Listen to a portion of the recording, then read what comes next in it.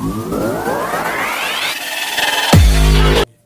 हम crude oil पे बात करेंगे और क्रूड ऑयल के साथ जो मार्केट में हुआ है, जो मार्केट क्रैश किया है अमेरिकन मार्केट, उसको हम डिस्कस करेंगे और थोड़ा सा एक्सप्लेन भी करेंगे और आपको समझाने की कोशिश करेंगे कि असल में मार्केट के साथ हुआ क्या है और आगे क्या होने जा रहा है। अस्सलाम वालेकुम, मैं हूं मुसव्विर, नाम मेरे साथ रहिएगा। हम आज बात करेंगे क्रूड ऑयल के ऊपर, और जो आजकल हर दूसरा बंदा डिस्कस कर रहा है, बल्कि गवर्नमेंट पे तनकीद भी कर रहा है कि जी 70 रुपये पेट्रोल पे कम कर दें या 80 रुपये पेट्रोल पे कम कर दें, 30 रुपये का पेट्रोल लीटर बेचना शुरू कर दें।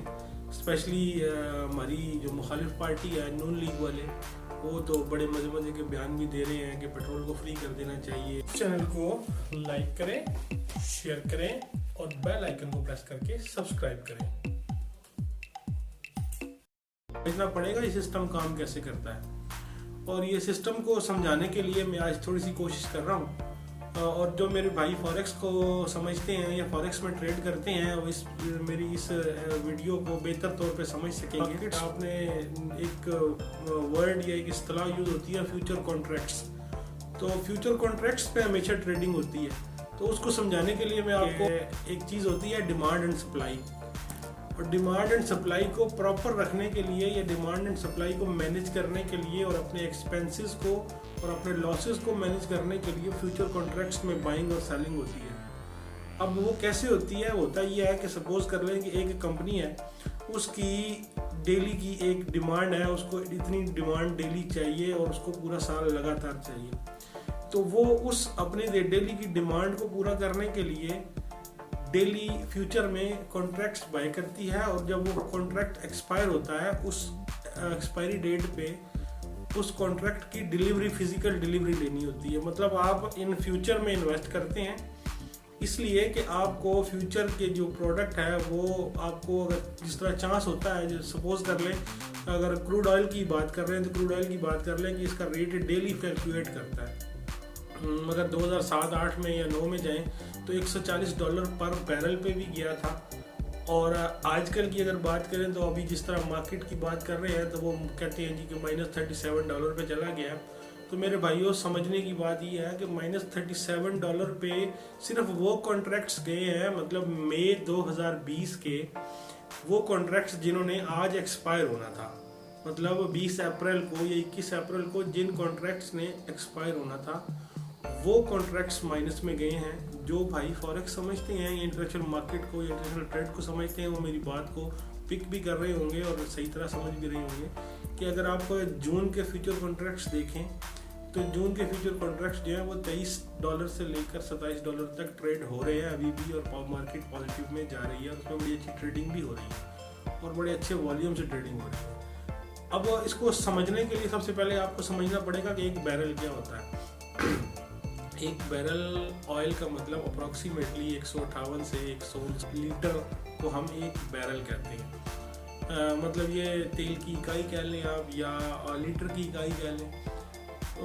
इसको असल में होता ये है कि ये जो क्रूड ऑयल होता है ये खाम शक्ल में होता है। अब इसमें खाली पेट्रोल नहीं होता, इसमें डीजल भी होता है, इसमें मिट्टी का तेल भी होता है, इसमें जेट ऑयल भी होता है, इसमें हाई ऑक्टेन भी होता है। उसके बाद इसमें प्लास्टिक की 140 किस्म की चीज़ें होती हैं जो कि इससे निकलती हैं रिफाइनरी से। उसके बाद एक सबसे मेन और कॉमन चीज़ जिससे सड़कें बनती हैं, इसे हम लोग भी कहते हैं, डामर भी कहते हैं, और इंग्लिश में इसको हम बिचुमेन भी कहते हैं, मतलब इंजीनियरिंग की लैंग्वेज में। ये तमाम चीज़ें जितनी भी हैं, मतलब प्लास्टिक्स की मुख्तलिफ अक़साम, उसके बाद बिचुमेन है, उसके बाद फ्यूल की मुख्तलिफ अक़साम जो हैं, उसमें जेट फ्यूल जिसे कहते हैं वो हो गया, उसके बाद हमारा पेट्रोल हो गया, हमारा डीजल हो गया, उसके बाद हाई ऑक्टेन होता है, रेगुलर होता है, और मतलब जितनी भी ये सारी चीज़ें, ये सारी क्रूड ऑयल के अंदर होती हैं। ये रिफाइन होके अलग अलग इनकी क्लासिफिकेशन होके अलग अलग इनको चेंज करती हैं। अगर क्रूड ऑयल सपोज कर लें कि फ्री भी हो गया है तो उसकी रिफाइनरी में जो एक्सपेंस आएगा वो तो आएगा, उसके बाद जब उसकी ट्रांसपोर्टेशन होगी वो भी होगी। दूसरी चीज़ ये कि अगर मई का कॉन्ट्रैक्ट आज एक्सपायर हुआ है डिलीवरी के लिए और किसी बंदे ने नहीं उठाया तो वो एक अलग चीज़ है। अब जिस बंदे ने आज से 3 महीने पहले या 4 महीने पहले या साल पहले का जो कॉन्ट्रैक्ट बाय करके उसकी डिलीवरी ली है, उस पर एक्सपेंस किया है, उसको रिफाइनरी से रिफाइन करवाया है, उसके बाद उसको पेट्रोल पंप पे लेके आया, तो वो तो आपको फ्री में नहीं देगा ना। तो इसको अगर हम सिंपल अल्फाज में अगर बात कर लें, सिंपल अल्फाज में ऐसे है कि कोरोना वायरस की वजह से पूरी दुनिया में इंडस्ट्री बंद है और डिमांड सप्लाई का गेम होता है। जिस चीज़ की डिमांड ज़्यादा होती है, सप्लाई कम होती है, वो चीज़ महंगी होती है, और जिस चीज़ की सप्लाई ज़्यादा होती है, डिमांड कम होती है, मार्केट में ऑफर होती है, तो वो चीज़ सस्ती हो जाती है। अब उसको कंट्रोल करने के लिए एक चीज़ होती है स्टोरेज। तो अगर हम स्टोरेज की बात करें तो 10 अप्रैल की जो अमेरिका की रिपोर्ट थी, उसमें उन्होंने रिपोर्ट दी थी कि हमारी 74 to 78% जो स्टोरेज है वो फुल हो चुकी है। तो अगर हम मज़ीद डिलीवरी लेते हैं तो हमारे पास स्टोर करने के लिए जगह नहीं होगी उन्होंने। अब उसमें अगर हम फॉरेक्स की बात करें तो फॉरेक्स में 3 चीज़ें होती हैं। उसमें एक होता है स्क्वायर ऑफ करना, अब और ये दूसरा एक इस्तेलाह होती है, उसे हम कहते हैं रोल ओवर करना। अब रोल ओवर जो होता है, रोल ओवर उस सूरत में होता है जब आपके कॉन्ट्रैक्ट की एक्सपायरी में टाइम मौजूद हो, मतलब आपकी कॉन्ट्रैक्ट की एक्सपायरी में कुछ दिन या कुछ महीने बाकी हो, तो आप उसको रोल ओवर कर सकते हैं। रोल ओवर से मुराद ये कि मैंने कॉन्ट्रैक्ट बाय किया और मैंने उसको एक और दोस्त को बेच दिया, वो उसको रोल ओवर हो गया। स्क्वायर ऑफ करने का मतलब ये होता है कि मैंने एक कॉन्ट्रैक्ट बाय किया, वो उसकी डिलीवरी का टाइम आ गया और मैंने वो नहीं उठाया, तो जो मेरी पेमेंट थी वो गई, मुझे उसमें जुर्माना भी देना पड़ता है। मतलब ये ट्रेड मार्केट की अलग अलग मतलब इस्तिलाहें हैं, इनको आप जितना डिटेल में जाएं उतना मतलब ये टिपिकल और टेक्निकल होती जाती हैं। इसको मैं कोशिश करूँगा जितना मैं समझा पाऊँ अपने नाजरीन को और अपने व्यूअर्स को। ये एक चीज़ और समझ लें कि पूरी दुनिया में जो ऑयल ट्रेड होता है या ऑयल की परचेजिंग होती है, वो हम परचेज करते हैं ब्रेंट कंपनीज के साथ। ब्रेंट एक ब्रांड है जिसे हम मतलब परचेज करते हैं या पूरी मार्केट्स में ट्रेड होता है, और एक ब्रांड है WTI। ठीक हो गया। अब WTI और ब्रेंट में फ़र्क ये है, ये दोनों अमेरिका की कंपनीज है। WTI है वो बेसिकली वेस्ट टेक्सास इंटरनेशनल कह लें या इंडेक्स कह लें। अब वेस्ट टेक्सास जो है वो बेसिकली अमेरिका की इंटरनल ज़रूरियात को पूरा करती है, और अमेरिका की इंटरनल जितनी ज़रूरत है उसको पूरा करने के लिए वेस्ट टेक्सास कह लें या WTI कह लें। अब जो ब्रेंट है, वो ब्रेंट पूरी दुनिया में जो ऑयल कॉन्ट्रैक्ट्स हैं या पूरी दुनिया में ऑयल सेल आउट होता है, चाहे जापान है, एशिया रीजन है, या बाकी जो भी यूरोप है, कनाडा है, या वट एवर, ब्रेंट उनको डील करता है। तो जो मार्केट क्रैश हुई है, समझने की बात यह है मेरे भाइयों कि वो WTI की मार्केट क्रैश हुई है। ब्रेंट एक अलग चीज़ है, और जिन लोगों ने जो चीज़ बाय की हुई है वो एक अलग चीज़ है। अब मार्केट क्रैश क्यों हुई? वो इस वजह से हुई कि जिन लोगों ने WTI में फ्यूचर के कॉन्ट्रैक्ट्स बाय किए हुए थे, मतलब अमेरिका की कंपनीज ने, ऑयल रिफाइनरीज कह लें या स्टोरेज कंपनीज कह लें, उन तमाम कंपनीज ने जो फ्यूचर के कॉन्ट्रैक्ट्स बाय किए हुए थे और वो होल्ड करके रखा हुआ था उन्होंने कोरोना वायरस की वजह से, क्योंकि आगे सप्लाई ना होने के बराबर थी, बल्कि नील है। इंडस्ट्रीज बंद हैं, एयरपोर्ट्स बंद हैं, रेलवे बंद है, ट्रांसपोर्ट बंद है, ना होने के मतलब 1% भी नहीं है, तो उसका यूजेज ही नहीं है। जब यूजेज नहीं है तो ज़ाहिर सी बात है वो, और पीछे से जो सप्लाई है वो पूरी आ रही है, तो उसकी एक लिमिट होती है हर चीज़ की, स्टोरेज की। तो अमेरिका की जो जितनी भी कंपनीज थी उन तमाम की स्टोरेज फुल हो चुकी थी। उन्होंने जो मजीद कॉन्ट्रैक्ट्स बाय किया, अब कंडीशन ये हो गई है इंटरनेशनली कि जो ऑयल टैंकर्स के जहाज़ हैं वो समंदर में खड़े हैं और फुल हैं, और जिन कंपनीज ने फ्यूचर बाय किए हुए थे वो तमाम बैक कर गई हैं कि वी डोंट वांट, हमें नहीं चाहिए। तो उस वजह से स्टोरेज की जगह भी नहीं है। जैसे पाकिस्तान में आपने पिछले दिनों देखा होगा, वीडियोस आई थी दूध की, कि जो हमारे ग्वाले भाई थे वो दूध मार्केट में बिक रहा नहीं था, तो उन्होंने नालों में बहा दिया था। वो तो बड़ी मशहूर वीडियोस थी, सिर्फ और सिर्फ इसलिए कि दूध का रेट डाउन ना हो, अगर किसी का भला ना हो जाए। तो ये वही चीज़ है कि अब उसको अगर हम इससे रिलेट कर लें तो ये को मिलती जुलती बात ही है।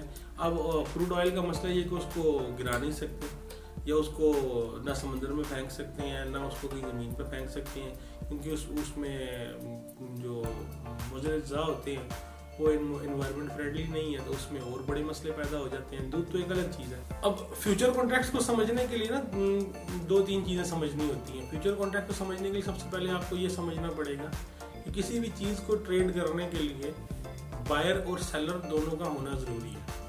उसके बाद उस चीज़ की डिमांड एंड सप्लाई होनी चाहिए, मतलब जितनी उसकी डिमांड हो उससे ज़्यादा सप्लाई होगी तो उसकी ट्रेडिंग अच्छी होगी। अगर उसकी डिमांड कम है और सप्लाई ज़्यादा है तो उसकी ट्रेडिंग डाउन होगी और उसमें कम लोग इंटरेस्ट लेंगे, कम लोग इन्वेस्ट करेंगे। और ऑयल की अगर बात करें तो न्यूयॉर्क में जो फ्यूचर ट्रेडिंग है, जिसकी वजह से ये सारा सिनेरियो चल रहा है, ये 1983 में पहली बार स्टार्ट हुई थी न्यूयॉर्क स्टॉक एक्सचेंज में। उसके बाद ये पूरी दुनिया में सारा इसका सिस्टम शुरू हुआ फ्यूचर एक्सचेंज का। बेसिकली सिस्टम जो बनाया गया था वो इसीलिए डिज़ाइन किया गया था कि डिमांड एंड सप्लाई को प्रॉपर मैनेज किया जा सके और इसके रेट जो डेली का होता है, डेली एक्सपेंडिचर होता है, उस तमाम को एक लिमिटेड सर्कल में रख के और लिमिटेड लॉसेस को कम से कम बेयर करने के लिए या अपने लॉसेस को मैनेज करने के लिए फ्यूचर मार्केट बनाई गई थी।